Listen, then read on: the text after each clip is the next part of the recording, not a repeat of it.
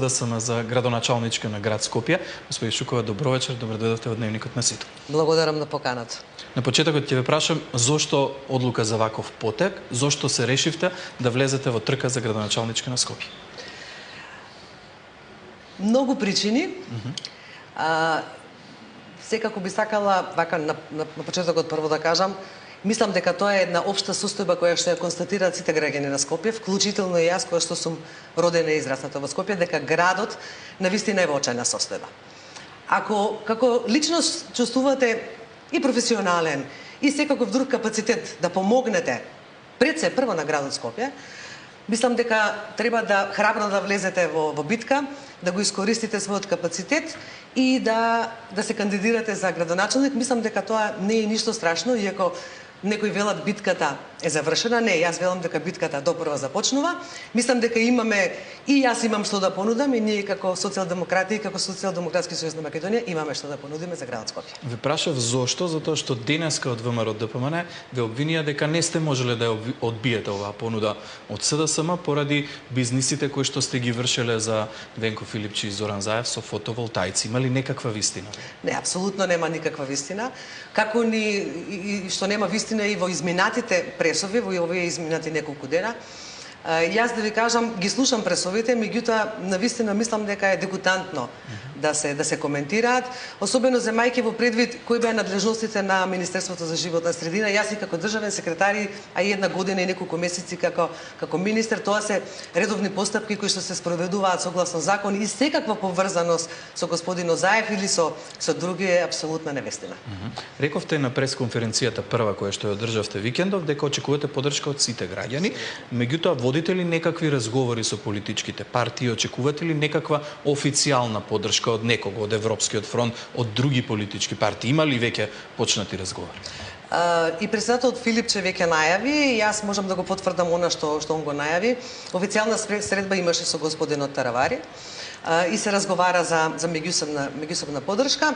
Со ДУИ се уште сме немале официјална средба, иако јас велам, нас ни е битна поддршката од секој граѓанин. Јас се надевам дека граѓаните ќе препознаат во мене лик кој што знае и кој што може. Јас секако народно кажано играм на картата на своето професионално искуство и заради тоа сум денеска тука каде што сум. Оно што го спроведував со години на централно ниво, сега можам да го спроведам и на локално ниво. Се детерминираат проектите, се детерминира програмата и мислам дека ќе излеземе со она што на вистина им треба на граѓаните.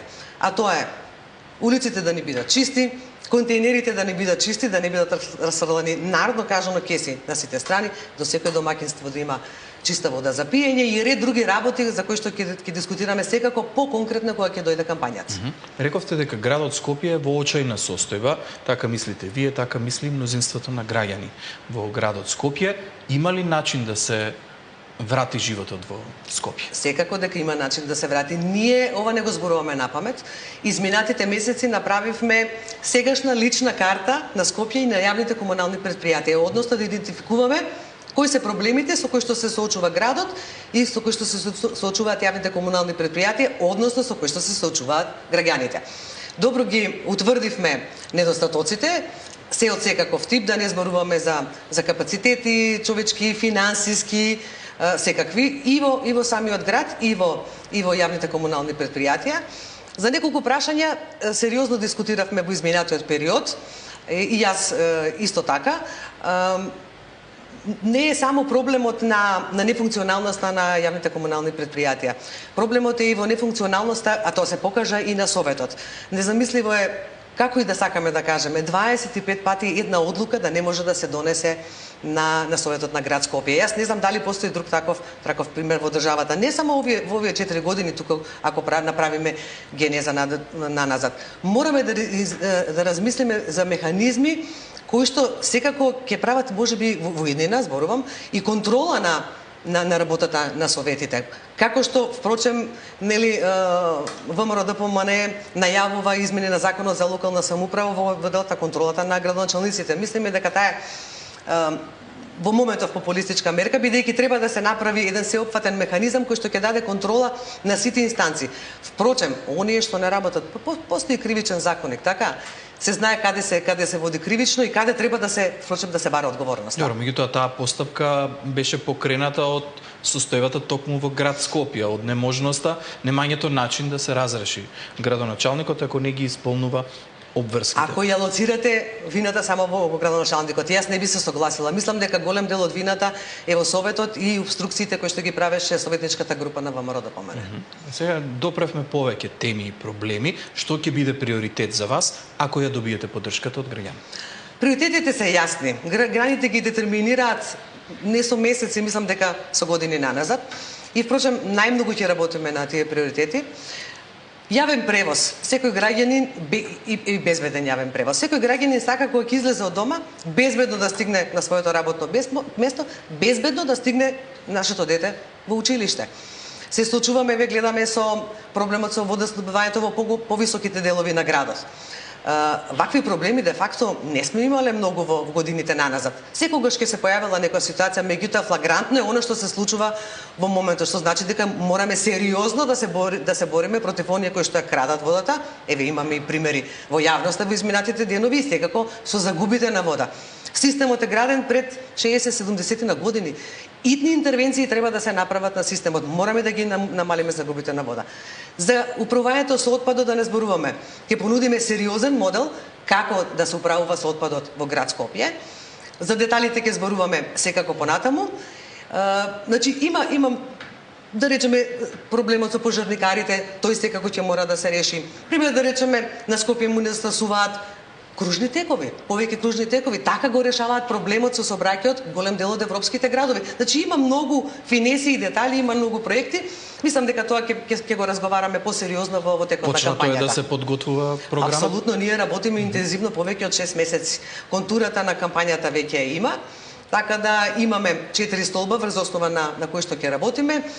Сега ги детерминираме по детално проектите, да ги извадиме првите, да речеме 4 или 5 капитални проекти кои што сметаме дека се битни за граѓаните, а потоа ќе одиме и понатаму, вклучително од местните заедници па нагоре. Ќе ни биде секоја идеја која што ќе ја споделат граѓаните со нас, ќе ја разработиме и ќе ја ставиме во програмата. Јас не велам дека може да направиме се.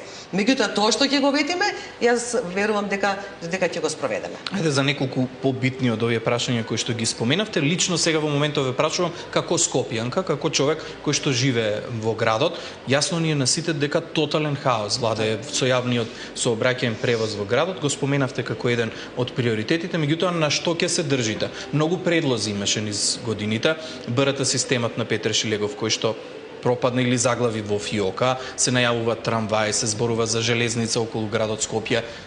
Што мислите вие? Имате ли вие некаков план? Ние го разгледуваме сериозно уште еднаш брзиот систем, БРТ системот.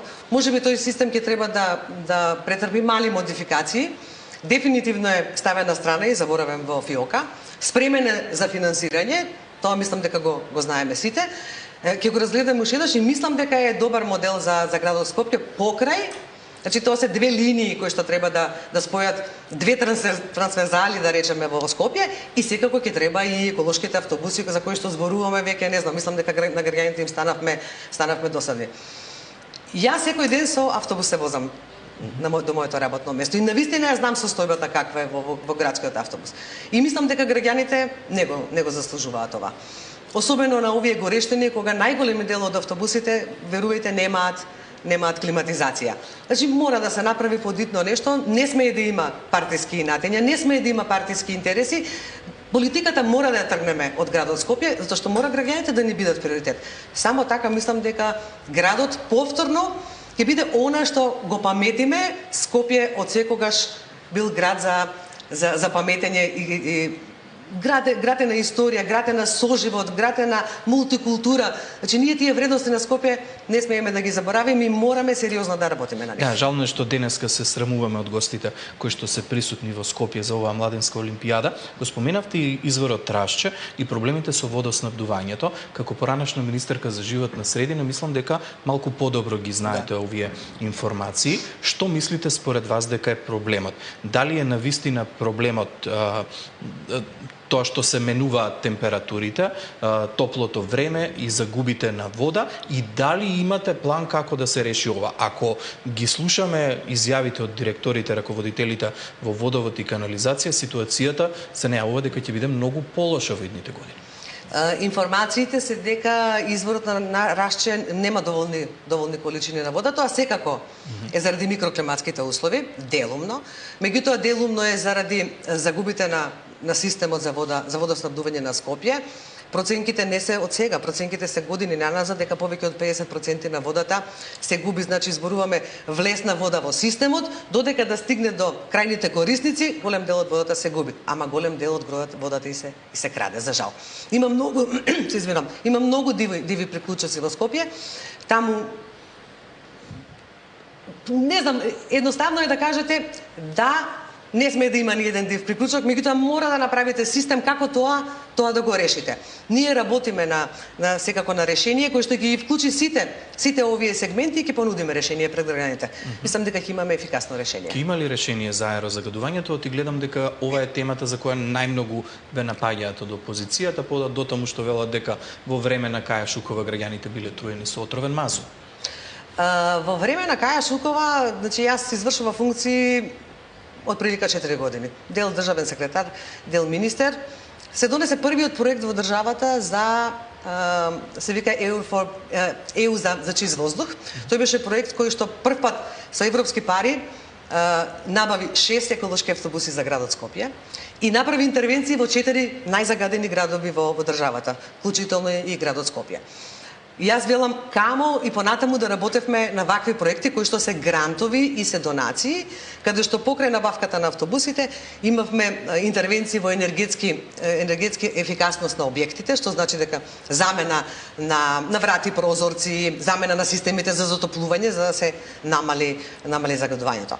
Јас сум една од ретките која што уште пред повеќе од 4-5 години почна да зборува дека проблемот со загадувањето на воздухот е точно и јасно утврден и дека скоро 50% доаѓа од домаќинствата. Тогаш ме напаѓа дека ги напаѓам граѓаните, дека тоа не е реално проблемот. Како поминуваше времето, така сите почнаа да зборуваат дека навистина, и тоа е потврдено со студии, тоа јас нити го измислив, нити ми дојде на памет. И кога зборував дека тоа е долгорочен процес, јас навистина го сметам, тој го сметам и ден денеска. Меѓутоа, ако ние во овие години наназад чекор по чекор инвестиравме, а ние инвестиравме, бидејќи во 2018 година СДСМ го постави како стратешки приоритет загадувањето на воздухот, односно намалувањето на загадувањето на воздухот. И почнаа програми кои што во континуитет се спроведуваа сите години и завршија со овој проект кој што го финансираше Европската унија. Тоа значи дека можеме. Меѓутоа, една работа сакам да им ја објаснам на граѓаните, а вклучително и на сите политички партии. Постои централна надлежност и постои локална надлежност. Државата креира политики, прави закони. Ние имаме децентрализиран систем на управување. Општините треба да ги спроведуваат. Не велам дека државата не треба да им помогне на граѓаните. Меѓутоа, сметам дека општините треба малку повеќе да поведат сметка и за намалување на загадувањето на воздухот, и за отпадот кој што исто локална надлежност.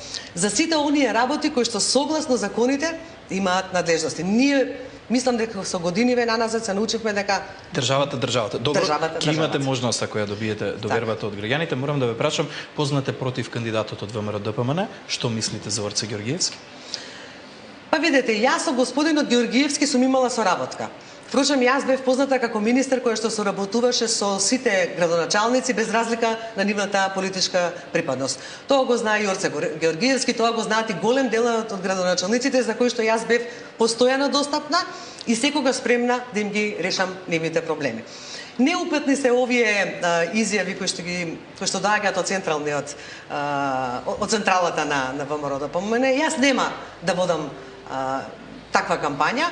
Јас ќе им посочам на граѓаните што јас знам и што јас можам.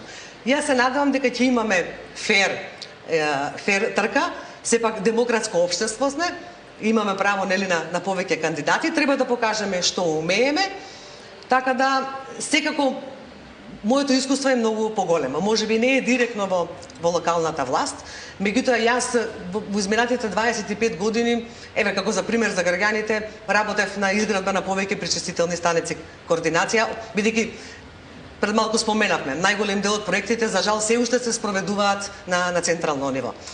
На изградба на многу системи за водоснабдување, многу системи за канализација, изградба на филтер станици и така натаму и така натаму. Покрај политичкиот дел, јас си го впрочем го раководам и денеска го раководам секторот за инвестиции.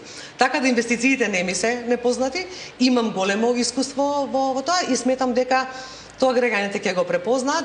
Впрочем и мојата желба на вистина да се помогне на градот кој што мислам дека веќе немаме време. Ќе треба да одиме со максимална брзина ако сакаме да го надокнадиме ова што го изгубивме овие неколку години. Само за крај морам да ве прашам, ако ја добиете довербата од граѓаните и го добиете мандатот да управувате со град Скопје, како очекувате да функционирате со влада на ВМРО-ДПМН?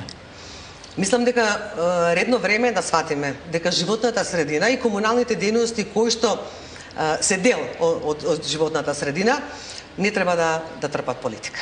Мислам дека конечно е време тоа да го сватиме. Ние додека бевме во влада, не ни беше битно дали се општините, барем јас работев на тој принцип, дали се општините ги водат градоначалници на СДСМ или ги водат градоначалници на ВМРО-ДПМН или на друга политичка партија.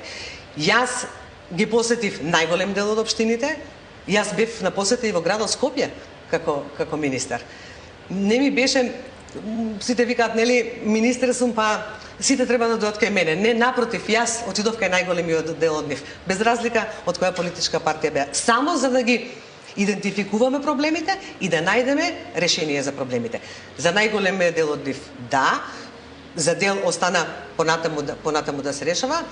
Ако ја изфрлиме политиката од животната средина, бидејќи тие се главните проблеми за Скопје, ако изфрлиме политиката од град Скопје, ако немаме политички пазариња, немаме и наетења во интерес на политиката, мислам дека градот Скопје, без разлика која е централната власт, а кој ќе го води градот Скопје, јас се надевам дека тоа ќе бидам јас, дека ќе можеме да соработуваме. Господине Чукова, благодарам многу за гостувањето и ви посакувам успешна кампања. Благодарам и на вас.